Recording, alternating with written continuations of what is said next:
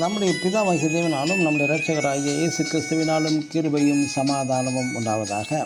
கிறிஸ்து இயேசுவுக்குள் அன்பான சகோதர சகோதரிகளே, இன்று நாம் தியானத்துக்கு எடுத்துக்கொள்ள இருக்கிறதான வேத வசனம் மல்கியாவின் தீர்க்கதரிசியின் புஸ்தகத்தில் 1ஆம் அதிகாரம் 10ஆம் வசனம். உங்கள் கையில் உள்ள காணிக்கை எனக்கு உகந்ததல்ல. ஆமேன். கர்த்தருக்கு காணிக்கை தந்தால் போதும், ஆசீர்வாதம் கிடைத்துவிடும். கர்த்தரை நோக்கி விண்ணப்பம் செய்தால் பல நன்மைகள் கிடைத்துவிடும்.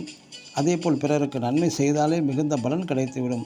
இது போன்ற பல நல்ல காரியங்களை செய்தால் தேவனிடத்திலிருந்து ஆசீர்வாதங்கள் கிடைத்துவிடும் என்று பலரின் எண்ணங்களும் கூட. நாம் தவறுகள் பல செய்துவிட்டு லஞ்சம் கொடுப்பது போல தேவனுக்கு காணிக்கைகள் செலுத்தினால் போதும், நமது பாவங்கள் மூடி மறைக்கப்பட்டு பல நன்மையான ஆசீர்வாதங்கள் கிடைத்துவிடும் என்று கிறிஸ்தவர்களும் கூட நினைப்பது உண்டு. நாம் தேவனிடத்திலிருந்து ஆசீர்வாதம் பெற நம்மை முதலில் தகுதிப்படுத்த வேண்டும். அதாவது நாம் ரட்சிக்கப்பட்டு தேவ பிள்ளைகள் என்று அழைக்கப்படும் ஆவிக்குரிய தகுதி நிலைக்கு வர வேண்டும். யோவான் 1ஆம் அதிகாரம் 12ஆம் வசனத்தில் சொன்னது போல, 1 யோவான் 3ஆம் அதிகாரத்திலும் 1ஆம் வசனத்திலும் சொன்னது போலவும், நாம் எந்த நல்ல காரியங்களை செய்தாலும் தேவ பிள்ளைகளாக மாறி செய்தால் நல்லது. ஜெபித்தால் கர்த்தர் பலன் தருவார் என்று எண்ணிவிடக்கூடாது. நாம் ஆவிக்குரிய தகுதி நிலையை பெற தேவ பிள்ளைகளாக ஜெபிக்க வேண்டும்.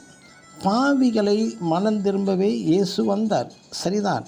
ஆனால் பாவிகளின் ஜெபத்தை ஏற்றுக்கொள்வதில்லையே, ஏன்?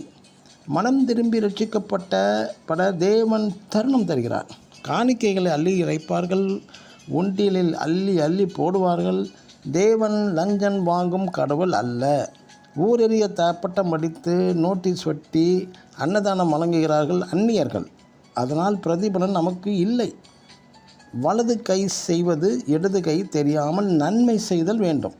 பிரியமானவர்களே, நாம் தேவ பிள்ளைகளாக இருக்க வேண்டும் என்ற ஒரு நிச்சயம் நமக்கு வேண்டும். அதன் பிறகு நன்மைகள் ஜபங்கள் செய்வதன் மூலம் தேவன் ஆசீர்வாதம் நமக்கு அருளுகிறார். ரோமர் 8ஆம் அதிகாரம் 17ஆம் வசனத்தில், தேவனுடைய பிள்ளைகளானால்தான் அதன் பிறகு முழு சுதந்திரமும் நமக்கு உண்டு. ஆமேன். God bless you.